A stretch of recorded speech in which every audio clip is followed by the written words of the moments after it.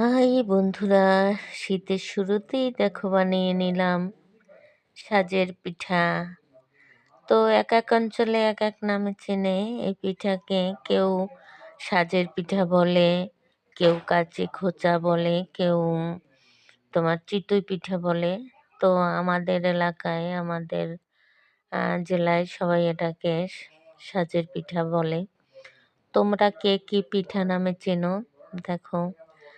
গুড়ে আর দুধে ভিজানো পিঠা কতটা সুন্দর হয়েছে, কতটা ফুলে গেছে, একদম নরম হয়ে গেছে।